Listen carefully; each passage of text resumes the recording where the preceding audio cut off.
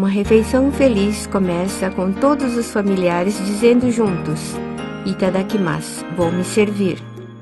Atualmente, a configuração familiar está se diversificando.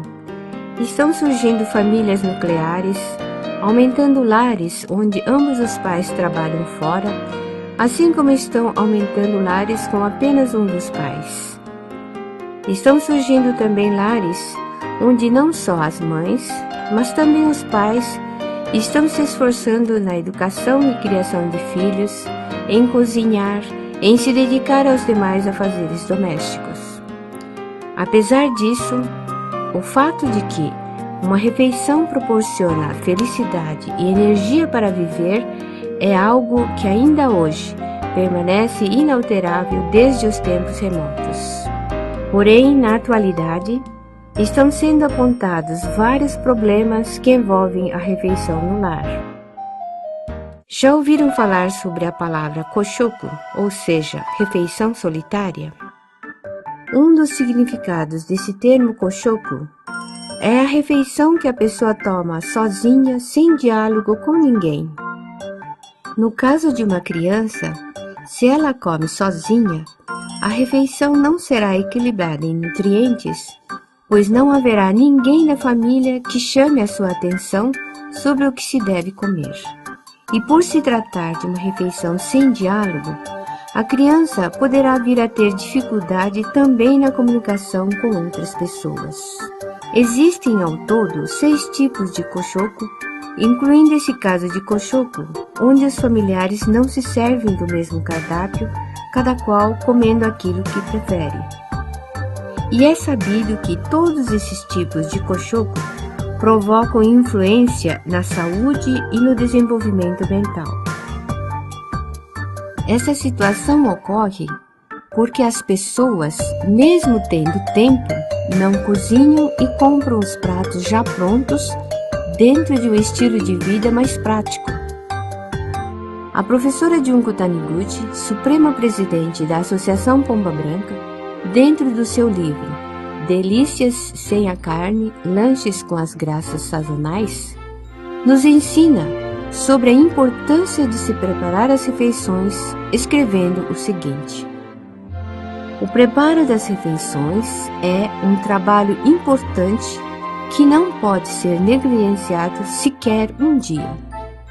Na sociedade moderna, tudo ficou muito fácil e conveniente, pois na cidade pode-se comprar tudo pronto sem necessidade de cozinhar em casa.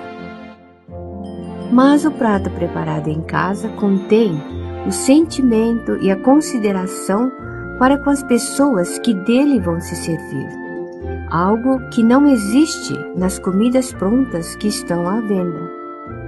Com certeza, esse tipo de sentimento e consideração veio servindo como nutriente invisível para o nosso organismo desde a nossa infância. Mesmo que não seja algo requintado, ainda que seja um simples prato do dia a dia, acredito que, quando se prepara com carinho, a família poderá passar os dias com saúde e felicidade. A refeição não significa simplesmente satisfazer a fome, mas sim transmitir o amor de quem a preparou.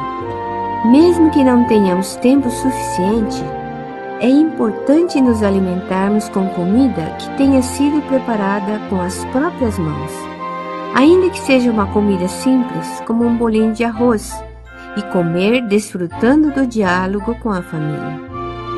Uma refeição feliz como essa é que une os familiares e nutre a mente dos filhos. Mas hoje são apontados diversos problemas sobre a refeição que, na verdade, deveria proporcionar alegria às pessoas. As refeições que tomamos 3 vezes ao dia, como se fosse algo natural, precisam ser reconsideradas. Quando volvemos os nossos olhos para o mundo, percebemos, surpreendentemente, que 795 milhões de pessoas sofrem com a fome por não ter o que comer, enquanto 40 mil pessoas morrem de fome todos os dias. Por que tantas pessoas sofrem com a fome? Não é porque falta alimento no mundo. O motivo principal está na alta de preço dos alimentos. Uma das principais razões é a atividade econômica nos países desenvolvidos e nos países em franco desenvolvimento, onde aumenta a população dos que se alimentam da carne, e isso faz com que cerca de 1/3 dos cereais produzidos no mundo se transformem em ração de gado para fins de corte. Como resultado, aumentam os preços dos cereais e os países mais pobres, que importavam os cereais como seu principal alimento, não mais conseguem adquirir suficiente quantidade de cereais. A alimentação à base da carne usurpa o alimento das pessoas mais pobres, estabelece divisão entre elas e os países economicamente desenvolvidos e intensifica o sentimento de ódio e desigualdade nas pessoas. Com o consumo da carne, também ocorrem desmatamentos pelo aumento das áreas de cultivo, a destruição do ambiente e aquecimento global causados pelos arrotos e excrementos dos gados, a falta de água, tudo isso servindo para piorar a relação entre os seres humanos e a natureza. Além disso, a mudança climática causada pelo aquecimento global traz secas e inundações, desestabiliza a produção agrícola, enquanto o aumento do nível do mar cria os refugiados ambientais. O consumo da carne não só provoca a matança cruel de animais com sensibilidade, como também causa essa variedade de efeitos negativos, além de constituir um obstáculo para a paz mundial. É por isso que a Seichonoye incentiva ativamente as pessoas a abandonarem a dieta carnívora. A refeição que tomamos para sustento do nosso corpo humano nunca deveria roubar do outro, nem causar sofrimento a outrem. Isso porque, perante Deus, nós somos um, com todas as pessoas e com todas as formas de vida existentes na face da terra e, sobretudo, com a natureza que a tudo vivifica. O professor Masaharu Taniguchi, fundador da Seichonoye, fala sobre a importância de conhecermos essa verdade no livro de sua autoria, Mistérios da Vida, da seguinte maneira: sendo Deus o todo de tudo, quem ama a Deus deve amar todos e tudo. Por isso, devemos amar o próximo como a nós mesmos. Além disso, sendo Deus o todo de tudo, devemos amar e respeitar todas as criaturas do universo como se fossem Deus. O ensinamento que diz: agradece a todas as coisas do céu e da terra se originou disso. Este ensinamento é a verdade que todas as pessoas devem aprender definitivamente. Amor é a conscientização de que eu e o outro somos um que já existe dentro de nós. No entanto, por causa da disputa de interesses na sociedade atual, existem constantes choques entre as pessoas, entre os seres humanos e a natureza, entre os países, subdividindo de maneira minuciosa o que é originariamente uno.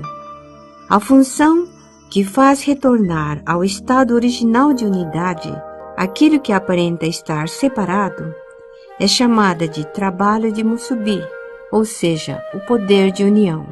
Sobre isso, o professor Masanobu Taniguchi, supremo presidente da Seichonoye, no seu livro Por que a religião se afasta da cidade, nos apregoa da seguinte maneira: quando desabrocham as flores numa árvore, chegam as abelhas que fazem a polinização nas flores e em seguida nascem os frutos. Quando a árvore fica carregada de frutos, chegam até elas variedades de insetos e pássaros que se nutrem desses frutos e se desenvolvem abundantemente. Além do mais, se esses frutos contiverem sementes, elas voam para distante ou são transportadas pelos animais para novos locais, fazendo com que essa árvore também se multiplique. Assim, todos que se envolvem com o trabalho de Musubi, qualquer que seja o ser vivo, concretizam a situação de win-win, bom para todos. Podemos dizer que isso é a característica evidente do mundo da natureza. O mundo da natureza está repleto de trabalho de Musubi, onde todos se doam, se sustentam e se ajudam mutuamente. Nós, que estamos apenas e tão somente recebendo da natureza, devemos estudar o trabalho de Musubi, aprofundar a consciência de que tudo é uno perante a vida de Deus. Assim, ao expressarmos o trabalho de Musubi, descobriremos a verdadeira alegria. Isso é o importante objetivo de vivermos nessa face da Terra. Hoje, a Seichonoye incentiva as pessoas para que façam uma vez por mês a refeição de uma tigela de sopa e uma tigela de arroz. Na verdade, isso também é uma prática do trabalho de Musubi, o poder de união. Ao nosso redor, raramente se vê casos em que alguém perde a vida morrendo de fome. E nós também não sofremos com a fome, nem tampouco passamos pela experiência de sentir fome a esse ponto. É justamente por isso que tomamos a refeição de uma tigela de sopa e uma tigela de arroz com gratidão, pensando nas pessoas que sofrem com a fome e que originariamente são unos conosco. Por outro lado, na nossa comunidade local, também podemos expressar o trabalho de Musubi. Mesmo no Japão, temos o problema de pobreza infantil. Uma em cada 6 crianças, ou seja, 16,3% da população infantil, vive em estado de pobreza. Nos lares onde só existe um dos pais, essa porcentagem sobe para 54,6%. Essas crianças vivem uma situação em que mal conseguem tomar as suas refeições diárias. Embora elas estejam em fase de crescimento, só conseguem ter menos de uma tigela de arroz para comer sem nenhuma mistura. Ou dividem uma sopa de macarrão lamen para comer em 2, e a fome não as deixa dormirem à noite. Mesmo num lar economicamente abastado, existem crianças que não conhecem a delícia de uma comida preparada em casa. Existem também crianças que comem sozinhas em sua casa. Desejando proporcionar um local de suporte emocional para essas crianças, a Seichonoye iniciou o refeitório para crianças de Nagasaka, no bairro Nagasaka, na cidade de Hokuto. Aqui são servidas refeições gratuitas para as crianças, feitas com ingredientes sazonais da região. E essas refeições são preparadas com a colaboração dos associados da Seichonoye da localidade. Podemos dizer que aqui é um feliz e animado local de Musubi. A refeição une o coração das pessoas. Nós continuaremos difundindo o trabalho de Musubi nas comunidades locais e, dessa forma, contribuir para o aumento cada vez maior de pessoas felizes na comunidade local. Além disso, como filhos de Deus e como pessoas de fé religiosa, empenharemos em respeitar a natureza e nos dedicar em benefício dos outros. E mais ainda, continuaremos conclamando as pessoas a se aderirem a esse modo de viver e praticaremos com alegria o trabalho de Musubi visando a paz mundial.